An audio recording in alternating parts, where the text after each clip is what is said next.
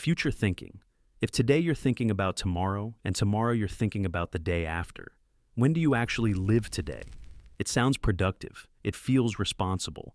Staying prepared, thinking long term. But slowly, without noticing, your entire life is lived for the future. It's like watching the next episode preview every day, except you don't even watch the actual episode. But pay attention. It's happening right now, in the middle of the boring, normal, forgettable moments you keep skipping over.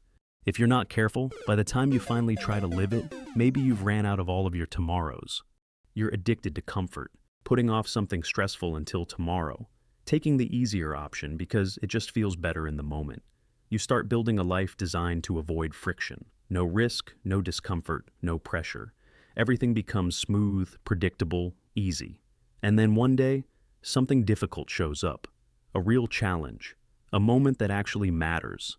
And you freeze. Because you never trained for it. It's not that you aren't capable. It's because you've built a life that never required you to be.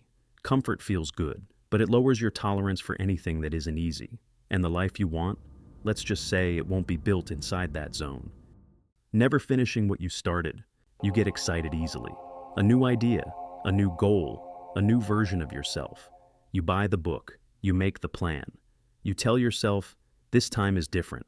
And for a few days, it is. Then it gets harder, slower, less exciting. And suddenly, it's not fun anymore. It starts to feel normal. Finishing becomes rare. Finishing requires showing up when it's boring, when there's no reward in sight.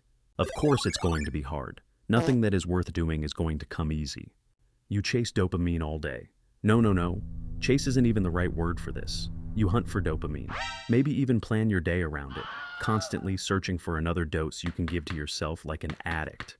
You're constantly feeding your brain stimulation, never letting it sit in silence. It feels normal, but pay attention to what happens when you try to stop. It's an addiction. There's no other way to put it. When your brain is used to constant stimulation, anything that requires focus starts to feel painfully slow.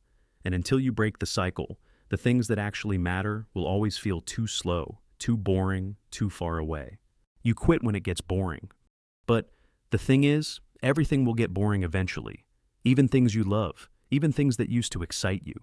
Playing games, learning a skill, working toward a goal, it all fades into routine if you let it.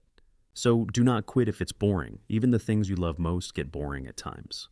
Think about learning an instrument, a guitar maybe. The first weeks are fun. The first songs feel magical. You cannot get enough of it. Then practice gets repetitive. Your fingers ache. The progress slows. And you quit. This is exactly what happened to me when I was in middle school. All the hours and money spent on lessons and practicing ultimately amounted to nothing today. And I sure wish I could be able to play the guitar right now. You break promises to yourself. Every time you tell yourself you'll do something and then don't, it chips away at trust. Clicking on the game when you're supposed to be working, ignoring the study session, forgetting the habit you swore you'd build. Without noticing, you reinforce the idea that you can't rely on yourself. It's like building a bridge with broken planks. Eventually, it collapses under your own weight. If you can't rely on yourself, who will? You ignore feedback. It stings to hear criticism. It's uncomfortable. It can even feel like an attack. But here's the truth. The information you need to grow is often wrapped in discomfort. Someone pointing out where you went wrong isn't trying to hurt you. They're showing you the cracks before the whole thing falls apart. Think about an athlete. They don't skip the coach's notes. They don't ignore the corrections. They lean in. Every correction, every critique, every adjustment makes them stronger, sharper, faster. Lean into the feedback. Sure, some people may be a-holes, but some people really do have some good feedback to give you, even if it is packaged a little harshly. Ignoring your own potential. You have the capacity to create, to build, to endure, and to succeed. The only thing holding you back is the limits you accept for yourself. Look around. The people who built this world. They aren't much smarter than you are. They tire, they doubt themselves, they fail, they struggle. It's their persistence, their focus, it's their courage to start, the willingness to learn, and the refusal to settle. Stop underestimating what you're capable of. Step into the work. Face the boredom. Honor your commitments. Listen when you're told where you can improve. And most importantly, recognize the potential that's been inside you all along. Because the life you dream of doesn't belong to the lucky, or the gifted, or the chosen. It belongs to the person who keeps going when everyone else quits.